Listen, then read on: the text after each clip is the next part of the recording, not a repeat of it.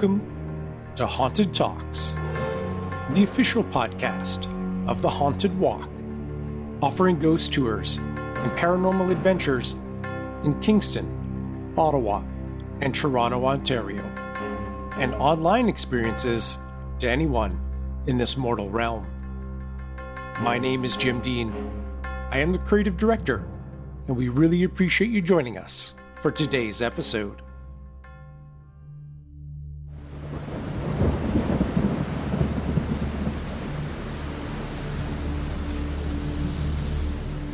It was a dark and stormy night. Is the opening to countless scary stories. Take a minute and think of your favorite ghost stories. Where do they take place? Some creepy Victorian mansion? A dense and foreboding woods? An abandoned hotel with paint peeling off the walls? Or an overgrown cemetery with a squeaky wrought iron gate? Many of these places share common elements: darkness, creepiness, eerie, spine-tingling places. The kinds of places you wouldn't dare to explore alone. Somewhere that many people avoid because it is too frightening. You know these places, the ones you point to from a distance and say, "That's gotta be haunted." Ask us to identify a haunted place, and most of us will choose the same type of building: an old, dark, musty place filled with creepy shadows and cobwebs. But what happens when a place with so much light, brightness, and happiness is reportedly haunted? What about the ghost stories that are set in places we go to play and have fun? Places filled with laughter and joy. Of course, ghosts lurk in those places too. But can those tales be just as creepy as the dark and stormy night staples in our horror repertoire? In this episode, we will explore some ghost stories set in places of amusement.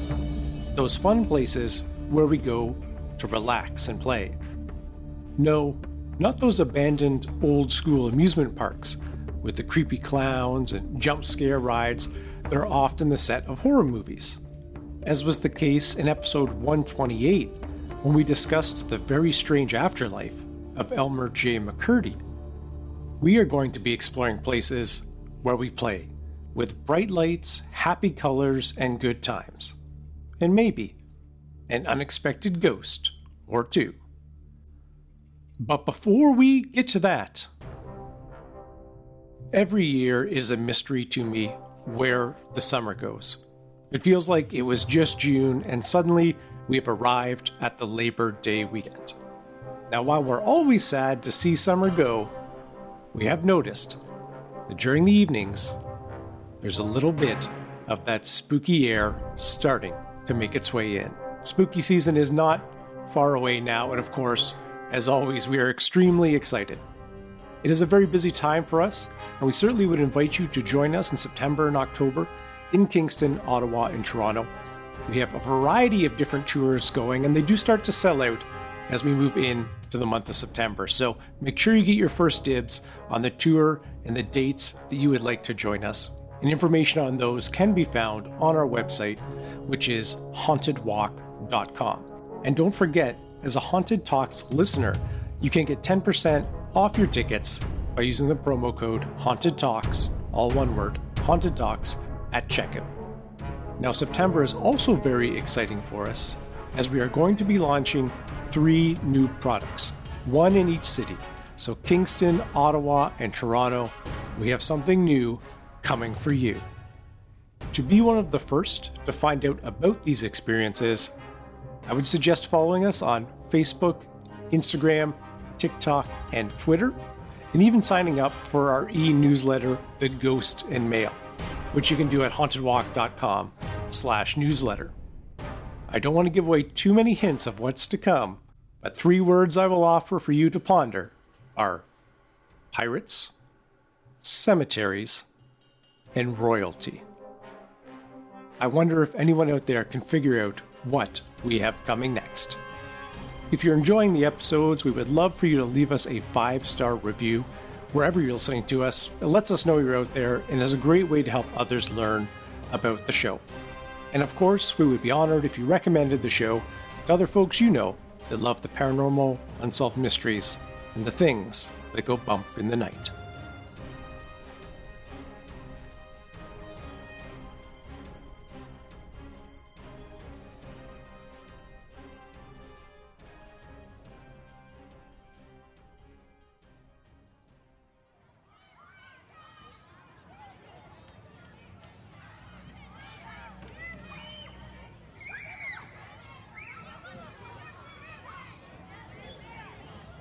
There is no more perfect place to start our episode than with playgrounds, the ultimate place of play where children and adults alike go to have some fun.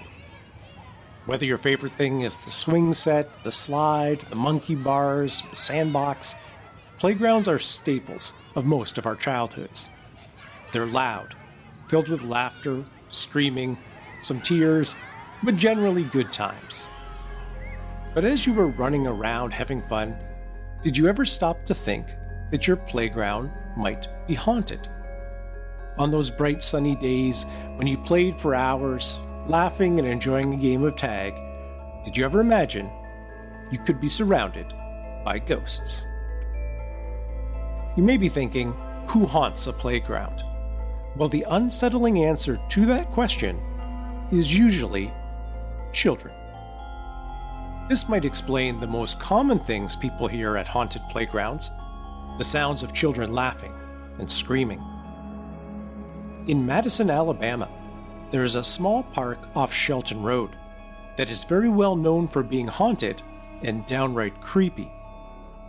Perhaps it's gained so much notoriety because of what happens there on a regular basis. At night, when there are no living children in the playground, people walking by will hear the sounds of young children laughing and playing. Thinking they might find some kids accidentally left there after dark, or little ones who got lost and couldn't find their way home, people go to investigate, but find no source for the sound. During their visit, as the sounds get louder, suddenly the laughter morphs into disembodied screams of terror. Most people who've experienced these sounds run from fear, haunted by the distressed noises of ghostly children. No source or explanation for these screams has ever been found. You don't have to travel too far to find another playground where the screams of children from beyond the grave are frequently heard. Down the road from Madison is Huntsville, Alabama. There is a large municipal cemetery. Founded in the early 1800s, many people have been buried there over the years, including children, some of whom who were likely placed in unmarked graves. Some people think that the nearby buried children, perhaps those who are unidentified, are the reason why the playground in the middle of the cemetery is reportedly so haunted. Yes, you heard that right. There is a regular, functioning playground in the middle of the cemetery, still maintained and open for children to play in today. Whether playing in it or simply walking by, people have seen the equipment move on its own, including the rusty swing that swings back and forth. Others have seen the ghostly image of children playing in the park, but as they draw closer, the figures vanish.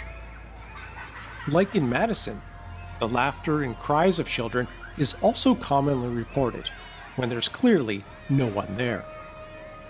While many people seem to agree that the ghosts of the children buried in the nearby cemetery are likely the source of the haunting, others speculate it could be the spirits of children who were abducted from the area in the 1960s, wanting to be buried with their other friends and family members. Whatever the source, it seems that a group of ghostly children are permanently playing at the cemetery playground. Speaking about swaying playground equipment, a famous story out of Argentina has left many people stumped and mystified. The swing in Fermet, Argentina, swings all on its own, all the time. You may have seen the videos online. Sometimes there are footsteps noted nearby without any clear source, and others have heard the distinctive sound of laughter when the swing is in motion. Numerous television shows have come in to try to find an explanation, alongside scientists and plenty of skeptics. The case gained fame in the early 2000s when video footage went viral. While many theories have been put forward, none fully make sense, and it remains a mystery. Locals are quite convinced that it is the spirit of a young child who died near the swing. Despite years of investigation, there's no explanation for this ongoing occurrence, and other such phantom swings have been spotted around the world. It's possible you might stumble upon a haunted playground or swing set in your own community, perhaps when you decide to take the kids out for a little playtime. But there are some playgrounds that people visit specifically to experience something paranormal. The ominously named Devil's Playground, just east of Calgary, Alberta, is one of those destinations. The site is an old abandoned schoolhouse that has the remnants of an adjunct schoolyard. Rumor has it that there was a major fire at the school years ago, and some children were trapped in the blaze. However, research to dig up the true story of this reportedly haunted spot has apparently uncovered very little. Although its past and reason for the haunting is a bit murky, the location has been the focus of an urban legend for years. To this day, it attracts local teenagers looking for a thrill, but also ghost hunters who are curious about all the reported activity. Many have said they have heard the disembodied sounds of children's laughter and screams on the site, especially in the old schoolyard where the playground once would have stood.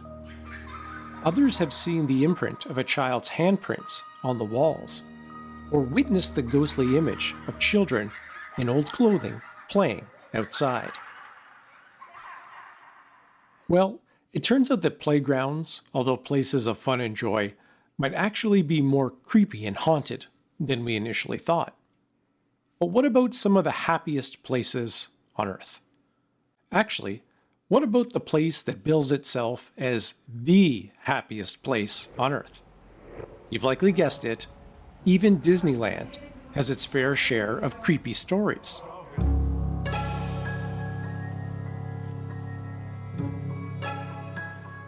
Some of them are told by security personnel or other cast members who work behind the scenes, and they see all sorts of weird things at night.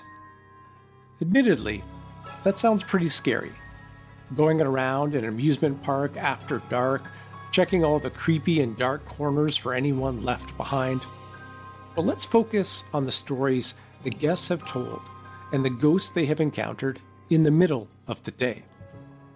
One of the most well-documented stories involves a woman wearing a long, white, historic dress. She is frequently seen strolling down the main street of Disneyland.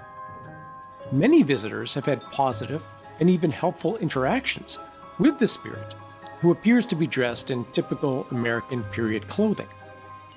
They reported receiving directions from the helpful woman, and lost children have been directed to safety by her. But no such woman exists, or at least no living woman who is employed by Disney or is reported as a guest. Her bright appearance and helpful manner is so positive that she is probably one of the least feared famous ghosts in the world. Unfortunately, not all the ghosts haunting Disneyland have such happy backstories. A few people have died on the park's rides, especially early on when safety measures weren't so strict. A few of those people are said to still haunt the rides, including the monorail and the Matterhorn. While no one has accused these ghosts of mischief in the park, Their sudden appearance in the areas where they have died have startled cast members and visitors alike. It seems that the happiest place on Earth has some permanent guests that don't want the fun to end. I'm sure you expect that certain amusement parks are haunted. Think of those eerie pictures of abandoned amusement parks with their rusty rides. They seem to be caught in some apocalyptic moment, just as something joyful is coming to an end. And for many paranormal enthusiasts, they are the perfect places to hunt for some spirits. But there are more ghostly sightings at amusement parks than you would probably expect, even at places that don't give off the dark and creepy vibe. Take Kings Island in Cincinnati, Ohio. This open-air recreation area with amusement park rides and plenty of other attractions is a notoriously haunted spot. Once again, it's mainly the ghosts of children that seem attached to the park. A quiet and shy little girl has been spotted numerous times, and a boy who seems fascinated with the roller coaster is also a frequent visitor. It is unknown if the children met their ends at the park itself, or if they're tied to the historic cemetery that is still located on the edge of the property. However, the fate of the most famous ghost, Tower Johnny, is well known. He tragically fell to his death from an Eiffel Tower-like structure on the grounds. Ever since, Johnny has been blamed for mischief. Things are moved, misplaced, go missing, so often that staff frequently blame things on him. Jokingly, of course, as he doesn't seem to be a scary spirit, just a rather unhelpful one. Johnny has also occasionally appeared before unsuspecting guests near the spot where he died. Sightings of the many ghosts at Kings Island are so common and frequent that some people venture there not for the rides, but to possibly get a glimpse of the permanent residents. Another famous Ohio amusement park that is also reportedly haunted is Cedar Point in Sandusky, one of the most historic parks in the US. Like its counterpart in Cincinnati, the sources of the hauntings at Cedar Park aren't clear, and it seems like spirits from multiple eras are interested in different parts of the park.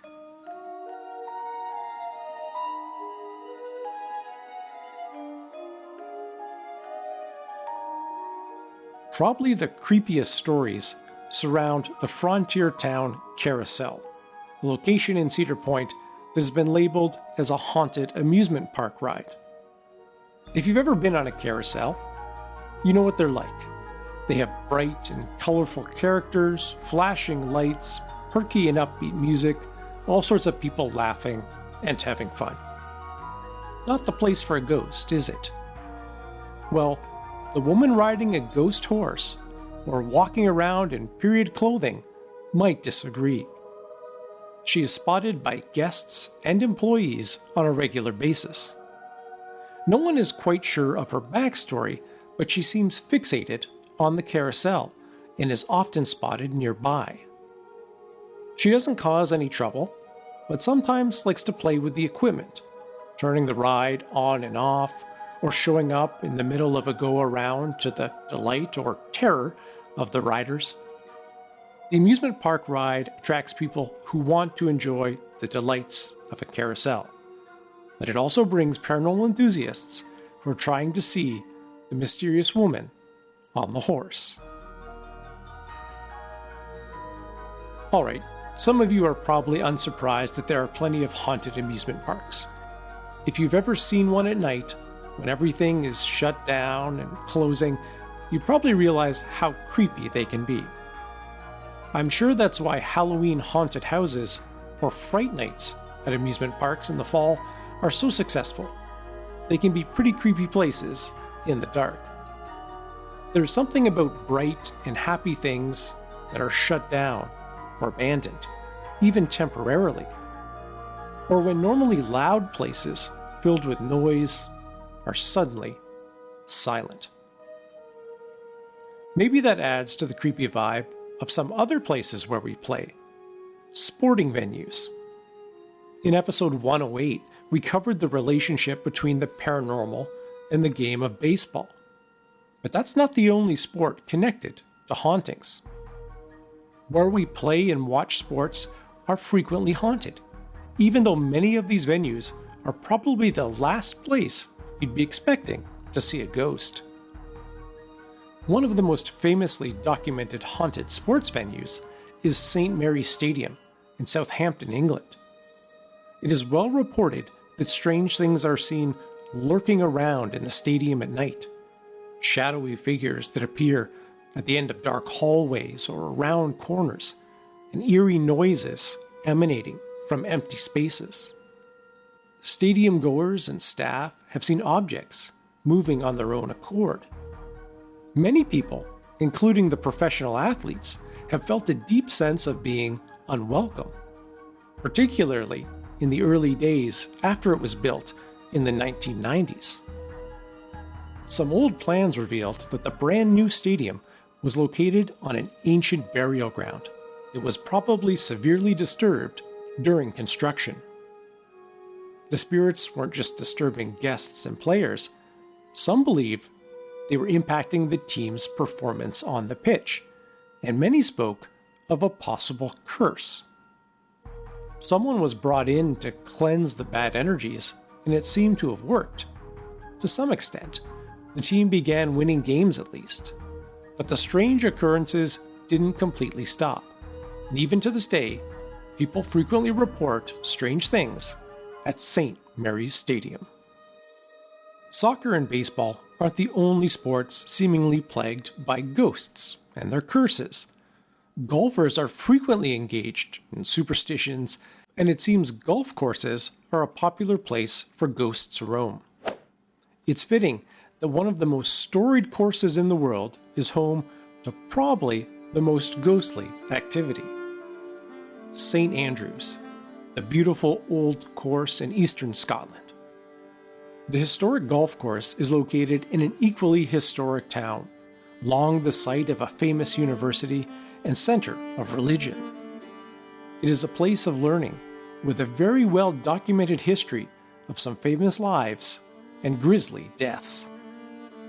Some ghosts roaming the nearby streets and golf course are connected to the historic town, like the frequently cited nun who seems connected to St. Leonard's, or the monk linked to St. Rule's. But some are connected to the golf course itself, like young Tom Morris. He won the Open Championships 4 times in a row, starting at the incredibly young age of 17. He died suddenly after the tragic death of his wife and young child. Ever the golfer, he likes to wander the course to this day, apparently offering help to find lost balls, navigate the tricky course, and even giving encouragement to local golfers. He's not the only Morris tied to the historic course. Old Tom Morris, the father of young Tom Morris, was the groundskeeper for many years at the old course at St. Andrews. He met his end by falling down the stairs near the 18th hole. After being connected to the historic course for so long, many have speculated that old Tom probably just decided to stick around. Maybe the hauntings at St. Andrews Golf Course make some sense. It has a long history, and many people have been closely connected to the course and the town surrounding it. But there are regular sports venues all over the world that you would never expect to be haunted, and some are right here in Canada. In fact, one of the most haunted places in Calgary, Alberta, is the Stampede Grandstand. It's the centerpiece of the greatest outdoor show on earth, the Calgary Stampede, which happens every July. But throughout the year, it attracts other events and is often buzzing with activity. It's another one of those places where you wouldn't expect to hear or see a ghost, at least in the daylight hours. But sure enough, when the crowds have departed and people are checking the building after closing, they frequently run into the apparition of a man. Sometimes he isn't seen, but only heard. The echoey sound of ghostly footsteps down the long corridors of the grandstand. As the footsteps near, they simply pass by the baffled witnesses.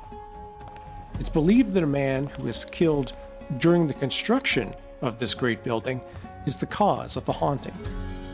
Perhaps someone looking out for the safety of others.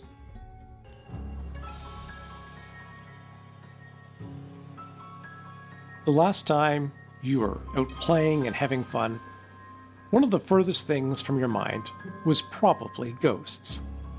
Even if you love the paranormal like we do, we don't tend to think about spooky things when we aren't in eerie places. But maybe that's what makes these stories even more terrifying. Just when you think you're away from the ghosts, in some place of light-hearted amusement, where there are lights and music and happiness, you actually might still find yourself in a haunted spot.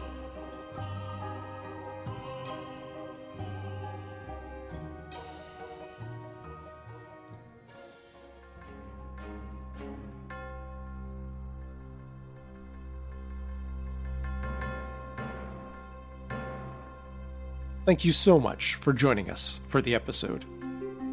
We would be very curious to know if any of you have experienced a haunting or potential paranormal activity in an unlikely place, like the various places we mentioned in today's episode. If so, we would love to hear about them. You can email them directly to me, jim@hauntedwalk.com, or connect with us on Instagram, TikTok, Facebook, or Twitter to let us know about your experience. If we get a few good ones, you know we will be sharing them right here. We look forward to seeing many of you this fall in Kingston, Ottawa, and Toronto, and being part of your Halloween plans. It is by far our favorite time of the year and the best time of year to enjoy some great ghost stories. Tickets for all of our experiences can be found on our website, which is hauntedwalk.com, and don't forget to use that promo code HauntedTalks to get 10% off all your tickets for our ghost tours. As always, a special thanks to our Haunted Talks team, including Brittany Buss, who researched and wrote this episode, and Michelle Dennis, our outstanding audio editor. If you have a moment, please leave us a 5-star review wherever you listen, and it really helps others discover the show as well. Until we meet again, sweet dreams.